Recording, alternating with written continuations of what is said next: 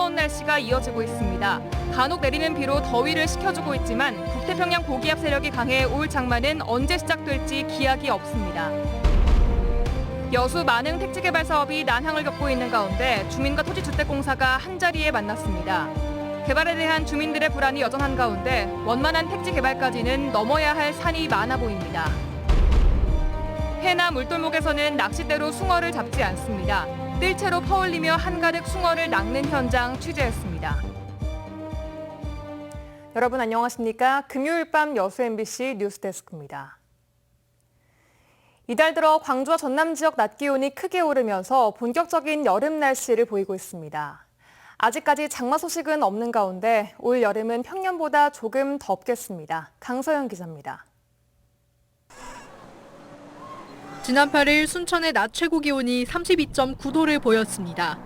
같은 날 광주가 31.9도, 해남도 30.3도를 기록했습니다. 예년 같은 기간과 비교해 3에서 4도 정도 높습니다. 이번 주 초 맑은 날씨가 이어지면서 햇볕에 의해 기온이 평년보다 높게 오른 겁니다. 어제부터 광주 전남 지역에 내린 비로 더위는 다소 주춤한 상황. 하지만 주말부터 체감온도가 31도까지 올라 다시 더운 날씨가 이어지겠습니다. 기상청은 북태평양 고기압이 강해지면서 올여름이 평년보다 조금 더 더울 것으로 전망하고 있습니다. 2월과 7월은 평년과 비슷하거나 높을 확률이 각각 40%, 8월은 평년보다 높을 확률이 50%로 춥고 습한 공기의 영향으로 고온 현상이 나타날 때가 있겠습니다. 당분간 장마 소식은 없을 것으로 보입니다. 기상청은 현재 일본 남부에 머물러 있는 장마 전선이 한반도로 북상하기는 어려워 보인다고 밝혔습니다. 장마가 지나간 이후 늦여름이나 초가을까지 피해를 입히는 태풍은 올해는 언제, 얼마나 발생할지 아직 속단하기에는 이릅니다. 워낙 기상 변화가 심해 지역에 몇 개의 태풍이 영향을 미칠지 예보하기 어렵다는 겁니다. 기상청은 당분간 더운 날씨가 계속되겠다며 충분한 물로 온열 질환에 대비하고 가축 폐사를 방지하기 위해 송풍 장치 등을 점검해달라고 당부했습니다. MBC 뉴스 강서영입니다. 광양시의 긴급 재난지원금 지급이 당초 계획보다 다소 지연될 것으로 전망됩니다.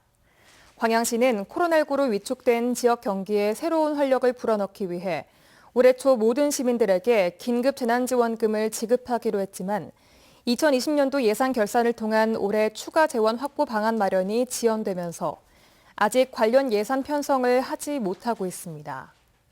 광양시의회는 이에 대해 일반적으로 3, 4월에 진행됐던 추경 예산이 6월에 이어 7월까지 연기되면서 9월 추석 전쯤에나 재난지원금 지급이 가능할 것 같다며 이 같은 예산 편성의 어려움이 시장의 장기 부재에 따른 행정 공백 때문이 아닌가 우려하고 있습니다.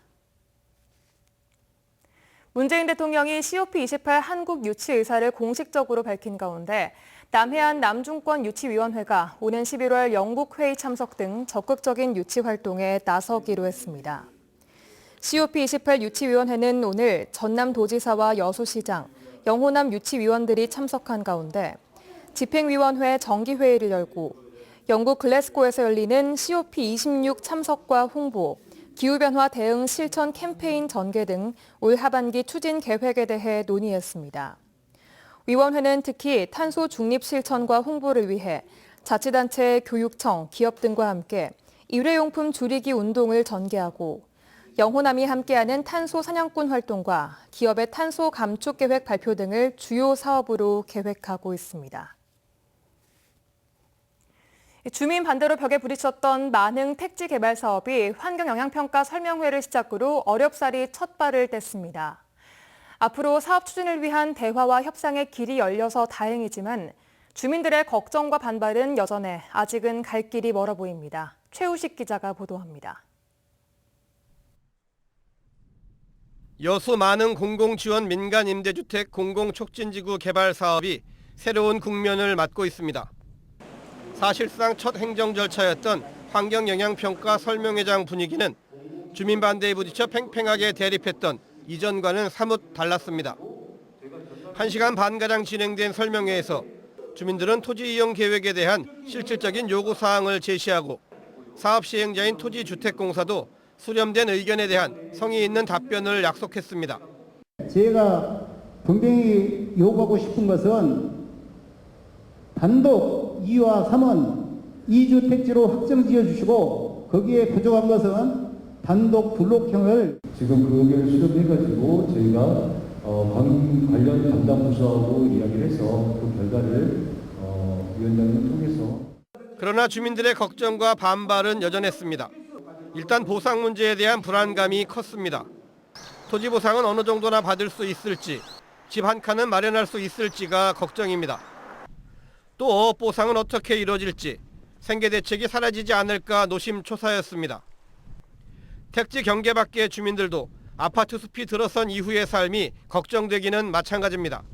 해당 주민 대표나 마을 그 이주자 전체에 대한 주민 재산권과 이주대책 논의가 있어야 되지 않겠냐. 만흥지구 특지개발로 인한 사업을 하면서 인근의 바다의 피해를 의피해 조사를 해서 피해가 발생했을 경우 LH가 책임다 그러니까 공주가 LH하고 제가 앞으로 만나서 상의를 합니다. 여수시는 올 연말까지 지구 계획이 승인되면 내년 7월부터 보상을 시작하고 내년 12월에는 공사에 들어간다는 구상입니다. 주민들과 소통의 물꼬가 트였지만 난개발에 대한 우려와 함께 원주민들의 불안감은 여전히 남아있어 앞으로의 진행 과정이 순탄치만은 않을 전망입니다. MBC 뉴스 최우식입니다. 전남도의회가 고흥만 간척지 벼논의 염해가 심각하다며 대책 마련을 촉구하고 나섰습니다. 전남도의회 박진권 의원은 도청 관계자와 고흥만 방조제의 담수호 간척지를 찾아 염해 실태를 조사한 결과 피해 면적만 80헥타르에 이른다며 노후화한 배수 관문에서 누수가 발생해 염해가 발생한 것으로 보인다고 주장했습니다. 박 의원은 이어 방조제 개보수에 관련된 예산을 조속히 확보해 줄 것과 피해를 입은 농민들에게 제2양비 지급을 서둘러야 한다고 지적했습니다. 순천만 가든마켓 주식회사 설립을 위한 조례안이 시의회를 통과했습니다. 순천시의회는 오늘 정례회 본회의를 열고 순천만 가든마켓 출자법인 설립 및 운영 조례안을 가결했으며 이에 따라 다음 회기에서 출자 동의안과 예산안이 논의될 것으로 보입니다. 이와 관련해 허유인 의장은 폐회사에서 시 정부가 이해 당사자인 소상공인들과 사전에 소통하지 않아 가든마켓을 둘러싼 갈등이 불거졌다며 충분한 협의를 통해 사업을 추진할 것을 요구했습니다. 여수산단 내 수소산업 기반 조성을 위해 자치단체와 산업선도기업이 유기적인 협력관계를 구축하기로 했습니다. 전라남도와 여수시 에어리퀴드 코리아는 오늘 에어리퀴드 여수 제4공장 입구에서 수소산업 육성을 위한 업무 협약을 맺고 특수충전소와 수소 생산 설비 운용, 블루수소와 그린수소 생산시설을 위한 투자 유치는 물론 행정적 지원 등에 적극 협력하기로 약속했습니다. 에어 리퀴드 코리아는 지난 2018년 투자 협약을 체결하고 1,260억 원을 들여 지난해 여수 4공장을 증설했으며 여기서 생산된 제품은 한국 바스프와 한화케미칼, LG화학 등의 자체 파이프라인을 통해 공급되고 있습니다.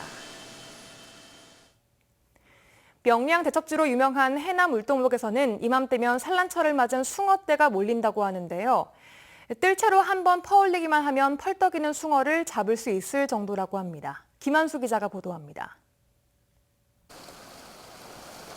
커다란 뜰채를 든 어민이 물살이 거센 바다를 노려봅니다. 왔어요, 거기.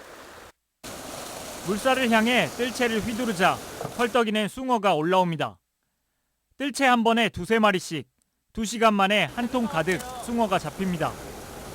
산란철을 맞은 숭어떼가 울돌목의 거센 물살을 피해 연안에 몰리는데 이를 뜰채로 잡는 전통 방식 고기잡이입니다. 막 소형들이 치면서 엄청난 소리가 커져요. 그때 거기 올라와요. 보리가 여무는 계절에 잡혀 보리숭어라 불리는데 횟감으로 인기입니다. 산란기로 살이 오른 데다 단단한 육질에 쫄깃한 맛이 일품. 야, 사장님이 달라 그러면 줘요. 몇 마리고 떠나서 말해서 안 따지고 갖다 드세요 하고. 여기 숭어는 엄청 맛있어요. 쫄깃쫄깃하죠.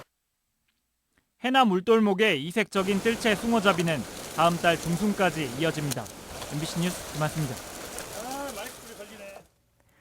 광양시가 대규모 택지 개발을 계속 추진하겠다는 입장을 거듭 확인했습니다.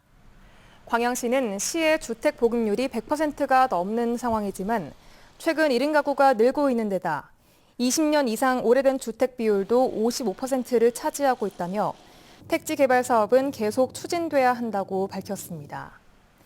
광양시는 도시개발계획에 근거한 택지 개발 사업의 하나로 올해부터 9개 단지 3만 8천여 세대의 신규 공동주택을 공급할 예정이지만 시의회 등을 중심으로 과잉 공급을 우려하는 여론이 제기되고 있습니다.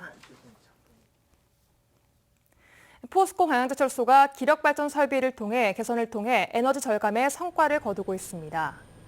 포스코는 철강 생산 공정에서 발생하는 부생가스를 이용해 전기를 얻는 제1기력발전 공장에 노후화된 설비를 새롭게 교체해 연간 120억 원 상당의 에너지 구입 비용을 절감하게 됐습니다.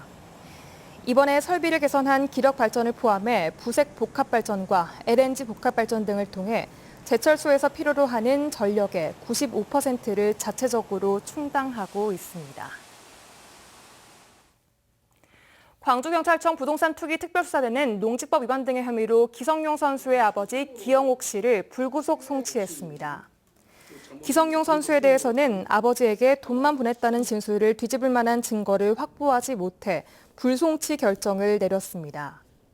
기성용 선수 부자는 광주시 금호동 일대 농지 등 10여 개 필지를 50여억 원을 들여 사들이는 과정에서 허위 농업경영계획서를 제출하고 토지 일부를 불법적으로 형질 변경한 혐의로 수사를 받아왔습니다. 오는 15일부터 광주 기아 챔피언스필드 야구장 입장객이 수용 가능 인원의 50%로 늘어납니다. 한국야구위원회는 정부의 거리두기 조정 방침에 따라 오는 15일부터 광주를 비롯해 부산과 대전, 경남 야구장의 관중 수용 인원을 현재 30에서 50%로 늘린다고 밝혔습니다. 또 좌석 거리두기 규정을 지키고 안내와 안전요원을 추가해 배치하는 등 방역 관리에도 힘을 쏟기로 했습니다. 광주 철거 현장 붕괴 사고를 수사 중인 경찰이 재하도급 정황을 포착하고 수사에 속도를 내고 있습니다. 광주경찰청은 오늘 수사 중간 브리핑을 통해 지난 9일 붕괴 현장에서 철거를 진행했던 작업자가 현대산업개발과 철거 계약을 맺은 한솔기업이 아닌 다른 업체 소속으로 확인됐다고 밝혔습니다. 경찰은 현대산업개발과 철거 업체 등에서 확보한 자료를 분석해 소속이 다른 직원이 어떻게 공사에 참여하게 됐는지를 집중적으로 수사하고 있는 것으로 알려졌습니다. 한편 경찰은 건축물 해체 공정에 참여한 시공업체 관계자 등 4명을 업무상 과실치사상 혐의로 입건하고 출국 금지 조치를 내렸습니다.